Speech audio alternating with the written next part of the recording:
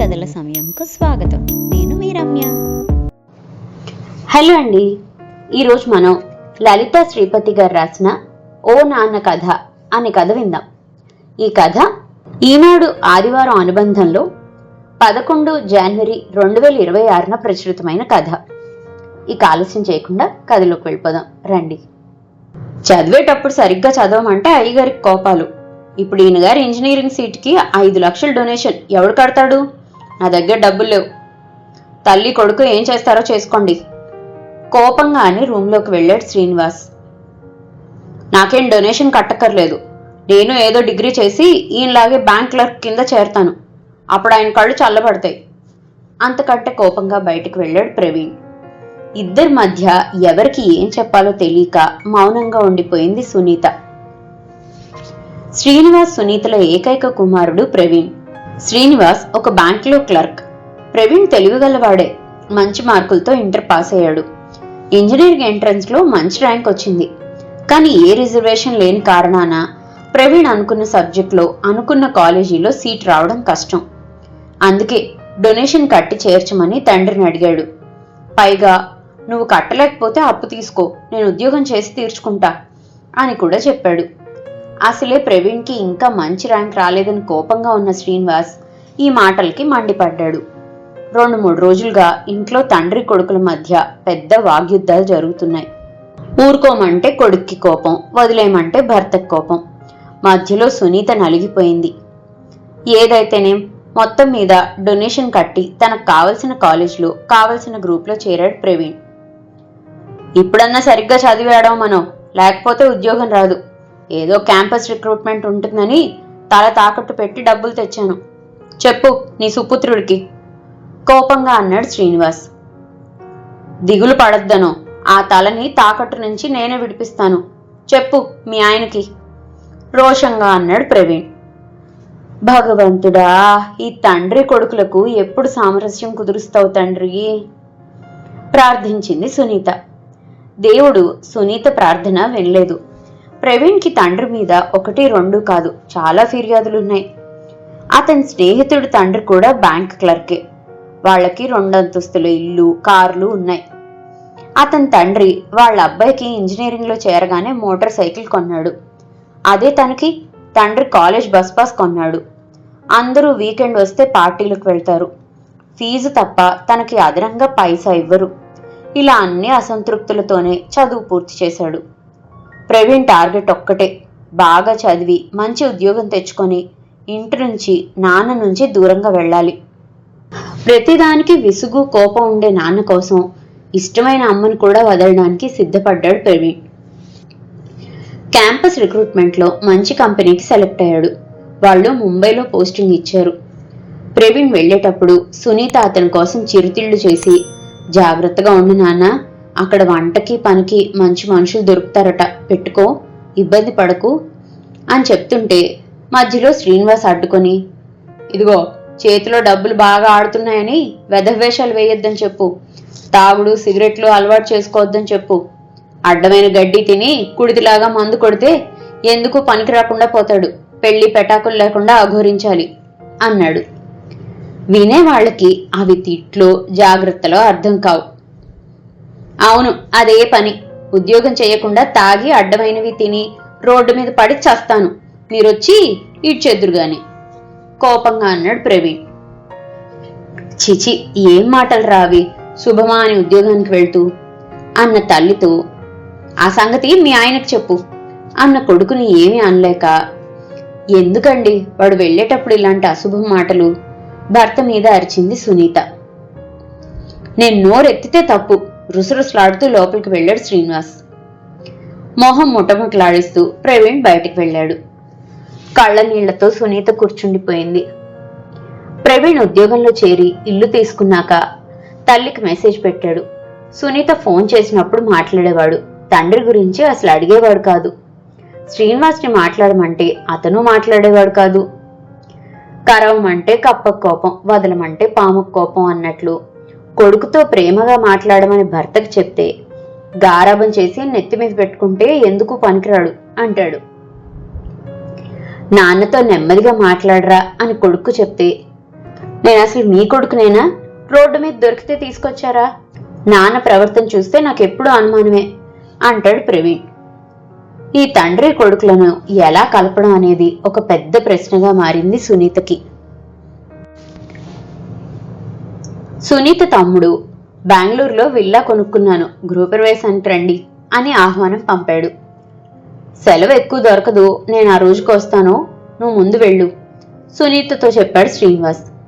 తల్లితో గడిపినట్లుంటుందని సునీత 4 రోజుల ముందు బెంగళూరు వెళ్ళింది. ఎన్నాళ్ల తర్వాత ఒక్కత్తి రావడంతో సునీత తల్లి పక్కనే పడుకుని కబుర్లు చెప్పింది. ఆ మాటల్లో శ్రీనివాస్ ప్రవీణ్ ప్రస్తావన వచ్చింది. ప్రవీణ్ అసలు వాళ్ళ నాన్నని లెక్క చేయడమ్మా, ఆయన కూడా అంతే పుల్ల విరుపుగా మాట్లాడతారు. ఇద్దరూ ఉప్పు నిప్పులా ఉంటారు, ఏం చేయాలో తోచడం లేదు తల్లితో గోడు వెళ్లబోసుకుంది. సునీత తల్లి విశాల శ్రీనివాస్కి మేనమామ భార్య. ఆమెకి అల్లుడంటే ప్రేమ, అభిమానం. ప్రవీణ్ కూడా అమ్మమ్మ మామయ్య కుటుంబంతో గడిపినట్లుంటుందని ముందుగా వచ్చాడు. ఉద్యోగస్తుడైన మనవణ్ణి చూసి మురిసిపోయింది విశాల. మేనమామ కుటుంబం అందరూ ఆప్యాయంగా పలకరించారు. కొడుకుని చూడగానే ప్రేమ ముంచుకొచ్చింది సునీతకి. ఎలా ఉన్నావురా? ఫోన్ చేస్తే ఎత్తవు, భోజనం బాగుందా? ఆఫీస్లో అంతా బాగుందా? 6 నెలలైంది వెళ్ళి, అలవాటు పడ్డావా?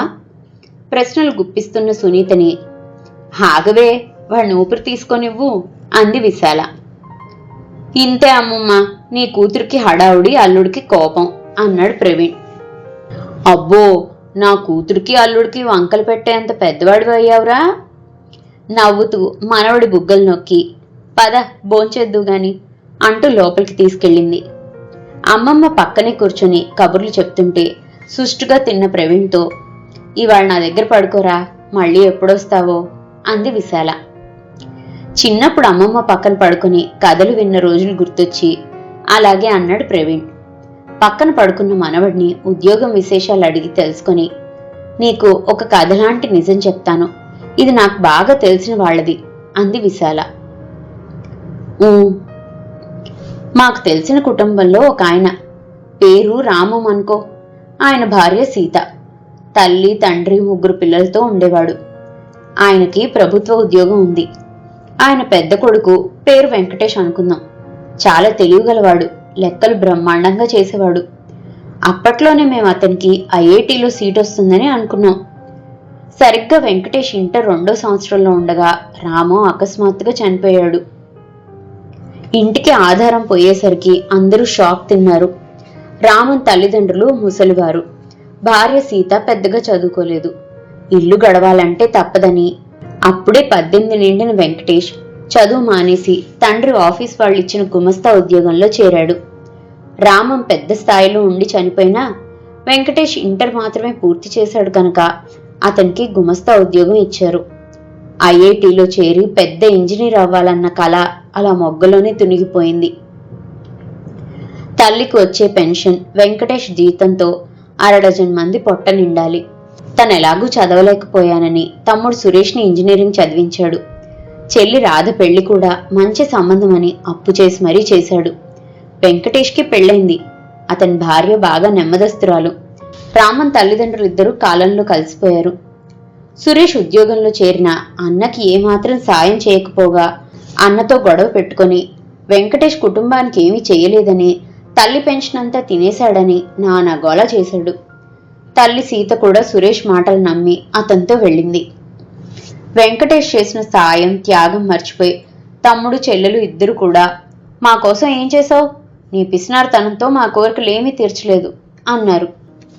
తన కల నెరవేరకుండా తండ్రి చనిపోవడం, బాధ్యతలు నెత్తిమీద పడటం, ఆర్థిక ఇబ్బందులు, ఇంత చేసినా తల్లి తమ్ముడు చెల్లి ఏమీ చేయలేదని అనడం, వీటన్నిటితో తన బాధ, ఉక్రోషం ఎలా తీర్చుకోవాలో తెలియక భార్య మీద కోప్పడేవాడు వెంకటేష్.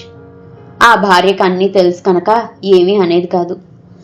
అందరి దృష్టిలో అతను పీనాసివాడు, కోపిష్టివాడు అయ్యాడు. బాధ్యతలు తీర్చడంతోనే ఉన్న డబ్బులు ఖర్చయ్యి ఆర్థికంగా చితికిపోయాడు. ఆ సమయంలో పుట్టిన కొడుకుని విపరీతమైన క్రమశిక్షణలో పెంచాడు. గారాబం చేస్తే చదవడని భయం, చదవకపోతే తనలాగా మిగిలిపోతాడని భయం, డబ్బు ఎక్కువ ఇస్తే చెడిపోతాడని భయం. ప్రేమ, అభిమానం ఎలా వ్యక్తం చేయాలో తెలియని అతను కొడుకుని కూడా ఎప్పుడూ కోప్పడటమే. దీంతో తండ్రికి తనంటే ఇష్టం లేదనుకున్న కొడుకు వెంకటేష్ అంటే ద్వేషం పెంచుకున్నాడు. తండ్రి కొడుకు ఇద్దరూ మంచివాళ్లే. ఇద్దరికి ఒకరి మీద ఇంకొకరికి ప్రేమ ఉంది. అది చెప్పడం చేతకాక ఒకరి మీద ఒకరు కోపంతో ఉంటూ మధ్యలో ఆ పిచ్చి తల్లిని ఏడిపిస్తున్నారు. కన్నీళ్లతో చెప్తున్న విశాలని ఆపాడు ప్రవీణ్. అమ్మమ్మ, నువ్వెవరి గురించి చెప్తున్నావు? సగం అర్థమై అడిగాడు. ఇంకెవరు, ఆ వెంకటేషే, మీ నాన్న శ్రీనివాస్ అంది విశాల. నువ్వు చెప్పింది నాన్న గురించా? మరి నాకు ఇదంతా ఎప్పుడూ చెప్పలేదెందుకు? ఏమని చెప్తారు? ఇవన్నీ చెప్తే నీకు మీ నాన్నమ్మ మీద, బాబాయి, అత్తల మీద కోపం వచ్చి అసలే తెగిపోతున్న బంధాలు ఇంకా తెగుతాయని భయం. ఎన్నో కష్టాలు అనుభవించిన మీ నాన్నని కన్నతల్లే అర్థం చేసుకోలేదు. తీయగా మాట్లాడుతూ మోసం చేసేవారిని నమ్ముతారు కానీ న్యాయం చెప్పినా కోపంగా చెప్పేవారిని ఎవరూ నమ్మరు నిట్టూర్చింది విశాల. మీ నాన్న నాకు అల్లుడు మాత్రమే కాదు, మేనల్లుడు కూడా. నాకు తెలుసు వాడి సంగతి. ఇతరుల సొమ్ము ఒక్క రూపాయి కూడా ఆశించని వాడు. భగవంతుడు కొంత అన్యాయం చేస్తే రక్త సంబంధం ఉన్నవాళ్లు ఇంకొంత అన్యాయం చేశారు బాధగా అంది విశాల. ప్రవీణ్ మౌనంగా ఉండిపోయాడు. గృహప్రవేశానికి ఇంకో 2 రోజులుంది. అందరూ ఎవరి పనుల్లో వాళ్ళు బిజీగా ఉన్నారు. తను చేసే సాయం ఏమీ లేకపోవడంతో సునీత కూడా హాయిగా కూర్చొని తల్లితో కబుర్లు చెప్తుంది. ప్రవీణ్ వచ్చి, అమ్మా, నాకు చిన్న పనుంది బజార్లో, నువ్వు కూడా రా అని తల్లితో చెప్పి, అమ్మమ్మ, మేము వచ్చేసరికి లేట్ అవ్వచ్చు, బయట తినేస్తాం అన్నాడు. అక్కడంతా మంచి షాపింగ్ సెంటర్.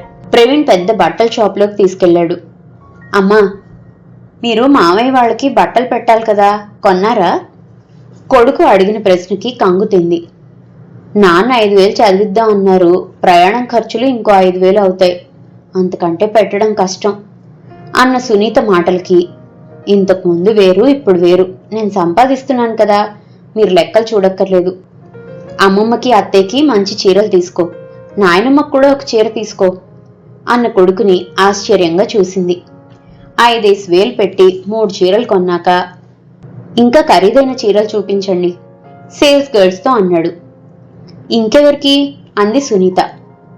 అందరికీ కొని నీకు కొనద్దా అన్న కొడుకుని చూసి కన్నీళ్లు వచ్చాయి సునీతకి. పెద్దవాడివి అయ్యావురా అంది ప్రేమగా. మరెప్పుడు చిన్నగా ఉండిపోతారా ఏంటి అని నవ్వుతూ సేల్స్ గర్ల్ తెచ్చిన చీరల్లో 2-3 పక్కన పెట్టి, ఇందులో నీకు నచ్చింది తీసుకోమ్మా అన్నాడు. వాటి ధర చూసిన సునీత, అమ్మో 10,000? వద్దమ్మా, ఇందాకటి రేంజ్లోనే చూపించు అంది. ఆ మాటలు వినిపించుకోనట్లుగా, నువ్వు నీకు నచ్చింది తీసుకో, లేదంటే నాకు నచ్చింది తీసుకుంటా అన్నాడు ప్రవీణ్. చేసేది లేక అందులోంచి ఒక చీర తీసుకుంది. రేపు ఇదే కట్టుకో అంటే తలూపింది. అక్కడ నుంచి మాల్కి వెళ్లి శ్రీనివాస్కి, సునీత తమ్ముడికి బట్టలు తీసుకున్నారు. అన్ని చోట్ల క్రెడిట్ కార్డు ఇచ్చాడు ప్రవీణ్. సునీత భయపడుతూ అడిగింది, నీ అకౌంట్లో డబ్బులున్నాయిగా అని. మీ పెంపకంలో పెరిగానమ్మా, డబ్బు జాగ్రత్త లేకుండా ఎలా ఉంటుంది అన్నాడు నవ్వుతూ. ఇద్దరూ బయట హోటల్కి వెళ్లి లంచ్ చేశారు. చాలా రోజుల తర్వాత సునీతకి కొడుకుతో అంతసేపు గడపడం మహా సంతోషంగా అనిపించింది. అదీ కాక ప్రవీణ్ మాటల్లో తండ్రి ప్రస్తావన వచ్చినప్పుడు ఇదివరకట్లాగా కోపానికి బదులు ప్రేమ కనిపించింది. వీళ్లు బజార్కు బయలుదేరిన కాసేపటికి శ్రీనివాస్ అత్తగారింటికి చేరాడు. చాలా రోజుల తర్వాత వచ్చిన మేనల్లుడిని ఆప్యాయంగా పలకరించింది విశాల. అల్లుడిగా కాకుండా మేనల్లుడిగా రావచ్చు కదా శ్రీను, ఎన్ని రోజుల తర్వాత వచ్చావు? పలకరించిన అత్తయ్యకి ఒక నవ్వు సమాధానంగా ఇచ్చి, సునీత ఏది అన్నాడు. ఏమో, తల్లి కొడుకు ఇద్దరూ బజార్కు వెళ్లారు. భోజనం బయట చేస్తామన్నారు. నీకు పెడతాను, తిని కాస్త రెస్ట్ తీసుకో అంది. తను ఎప్పుడు వచ్చేది సునీతకు చెప్పలేదు. అందుకే వెళ్ళుంటుందని సరే అంటూ భోజనానికి కూర్చున్నాడు. అల్లుడితో పిచ్చాపాటి మాట్లాడి, శ్రీను, నేను నీకు అత్తగారిలా చెప్పడం లేదు, అత్తయ్యగా చెప్తున్నాను. కోపం తెచ్చుకోకు, నింపాదిగా ఆలోచించు. భగవంతుడు నీకు న్యాయం చేయలేదు, నీ సొంత వాళ్ళు అన్యాయం చేశారు. ఆ ఉక్రోషం కోపం నీ భార్య మీద కొడుకు మీద ఎందుకు చూపించాలి? ఇప్పుడు ఈ ప్రపంచంలో నీకంటూ ఉన్నది వాళ్ళిద్దరే. సునీత నిన్ను అర్థం చేసుకుని మెలుగుతుంది, కానీ ప్రవీణ్ది ఉడుకు రక్తం.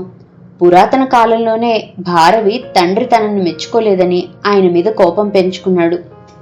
నీ కొడుకుని మరో భారవి కానీయకు. రోజులు మారాయి, మనము మారాలి. నేను నా పిల్లలతో ఎప్పుడూ మీరంటే నాకిష్టం అనలేదు. నా ప్రవర్తనతో అర్థం అయ్యేట్లు చెప్పాను. కానీ ఇప్పుడు పిల్లలకి అన్ని మాటల్లో చెప్పాలి. నువ్వు నీ అసంతృప్తి భయాల నుంచి బయటపడు. నీ కొడుకంటే ప్రేమని బాహాటంగా చూపించకపోయినా వాణ్ణి సునీతని అందరి ముందు కోప్పట్టం మానే. మొగుడు ఇల్లాలిని తిడితే ముష్టివాడు కూడా తిడతాడని ఒక మోటు సామెత. అల్లుణ్ణి మెత్తగా కోప్పడింది విశాల. ఒక్క మాట కూడా మాట్లాడకుండా భోజనం చేసి లేచాడు శ్రీనివాస్. కొడుకు దూరం వెళ్ళాక ఆ లోటు బాగా తెలిసింది శ్రీనివాస్కి. ఎదురుగా ఉన్నప్పుడు విసుక్కొని తిట్టానని కూడా బాధపడ్డాడు. అదే మాట అత్తయ్య చెప్తే నిజమే అనిపించింది. పడుకుని లేచేసరికి ప్రవీణ్ సునీత వచ్చారు. ఎంతసేపు అయింది నాన్న వచ్చి? ఎలా ఉన్నారు? తనను చూడగానే చిన్న పిల్లాళ్లా పరిగెత్తుకొచ్చిన ప్రవీణ్ని చూసి కళ్ళు చెమ్మగిల్లాయి. మధ్యాహ్నం వచ్చాను. నువ్వెలా ఉన్నావు? నీ జాబ్ ఎలా ఉంది?